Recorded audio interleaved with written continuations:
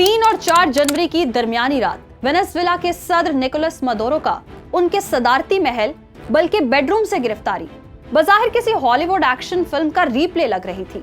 एक खुद मुख्तार मुल्क का सदर हेलीकॉप्टर्स में आए दर्जन भर अमेरिकी कमांडोज के हाथों ऐसे अगवा हुआ कि उसके क्यूबन गार्ड्स और जदीद असलहे से लैस फौज भी उसे रोक न सके। सैकड़ों मील दूर फ्लोरिडा में अपने फार्म हाउस में बैठे अमेरिकी सदर डोनाल्ड ट्रंप इस तमाम खुफिया कार्रवाई को ऐसे लाइव देख रहे थे जैसे कोई एक्शन फिल्म हो। लेकिन ये कार्रवाई हुई कब?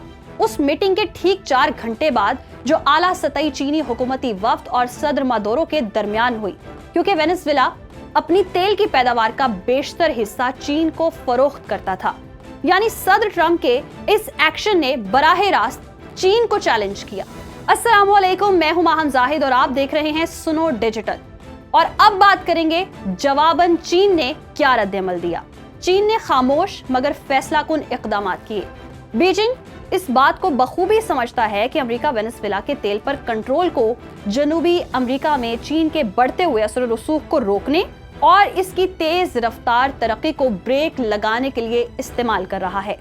चीन ने ऐसे इक़दाम किए हैं जो बराह रास्त अमेरिकी ताकत के मरकज को निशाना बनाते हैं, क्योंकि वेनेजुएला के खिलाफ जारहियत दरअसल कसीर कुतबी आलमी निज़ाम, मल्टीपोलर वर्ल्ड और ब्रिक्स के तस्वुर के खिलाफ ऐलाने जंग के मुतरादिफ है। सदर निकोलस मदुरो के अगवा की खबर सामने आते ही चंद ही घंटों में चीनी सदर शी जिनपिंग ने पॉलिट ब्यूरो स्टैंडिंग कमेटी का हंगामी इजलास तलब किया, जो ठीक 120 मिनट जारी रहा। ना कोई बयान दिया गया, ना कोई सिफारती धमकी, बस वो खामोशी जो तूफान से पहले आती है। ये इजलास उस हिकमत अमली के आगाज का बाइस बना जिसे चीनी माहिरीन जामे गैर मुतवाज़न रद्द-ए-अमल यानी कि कॉम्प्रिहेंसिव एसिमेट्रिक रिस्पॉन्स कहते हैं।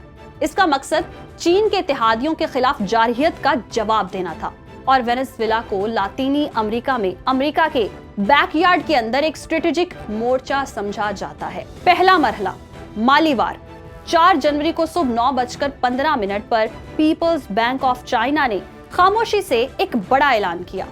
अमेरिकी दिफाई शोबे से मुंसलिक कंपनीज के साथ तमाम अमेरिकी डॉलर लेन देन आरजी तौर पर मुअत्तल कर दिया गया। उसी दिन बोइंग, लॉकहीड मार्टिन, रेथ्योन और जनरल डायनामिक्स को मालूम हुआ कि चीन के साथ उनके तमाम माली मामलात बगैर किसी पेशगी इत्तला के मुंजमद हो चुके हैं। सुबह 11:43 पर state grid corporation of China, जो दुनिया के सबसे बड़े बिजली के नेटवर्क को कंट्रोल करती है, ने अमरीकी बरक़ी आलात फराहम करने वाली कंपनीज के साथ अपने तमाम मुआहिदों का तकनीकी जायजा लेने का ऐलान किया, जिससे वाज़ेह पैगाम मिला कि चीन अमरीकी टेक्नोलॉजी से अलहदगी की जानिब बढ़ रहा है। दोपहर 2:17 पर चाइना नेशनल पेट्रोलियम कॉर्पोरेशन ने अपनी आलमी सप्लाई रूट्स की स्ट्रेटेजिक तंजीम नौ का ऐलान किया।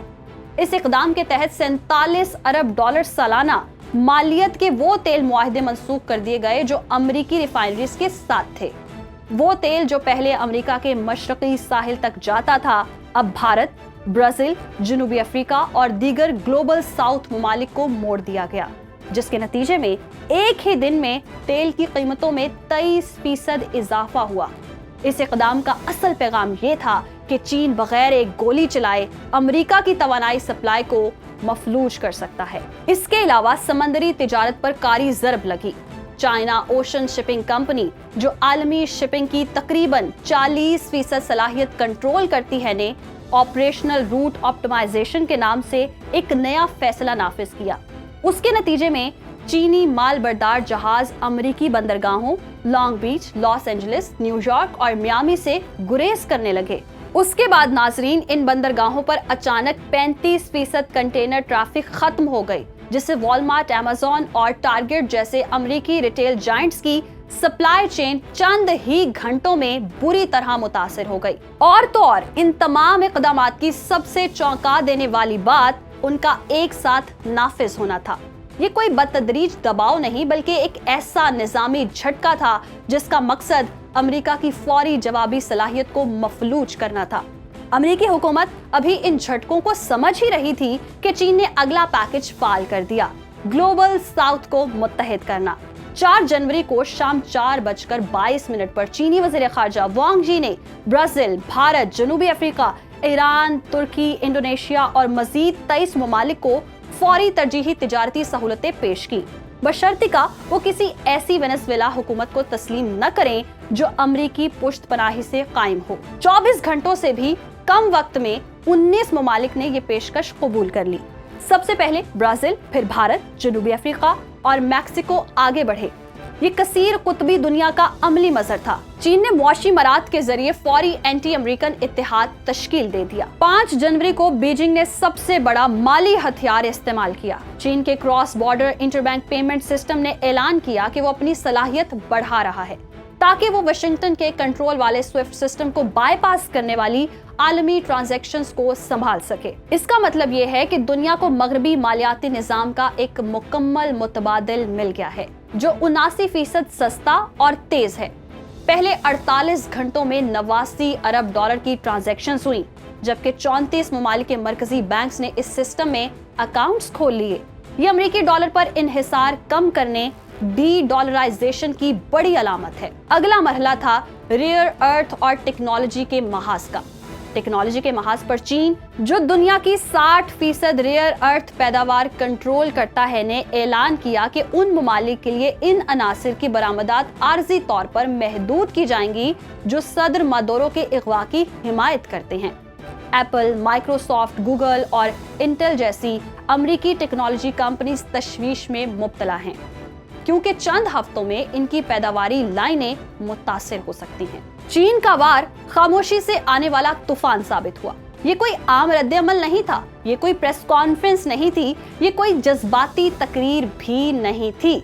ये था चीन, और चीन बोलने से पहले हरकत करता है। जब वेनेजुएला की खुद मुख्तारी को पामाल किया गया तो वाशिंगटन को शायद अंदाजा नहीं था कि वो किस लकीर को बूर कर रहा है।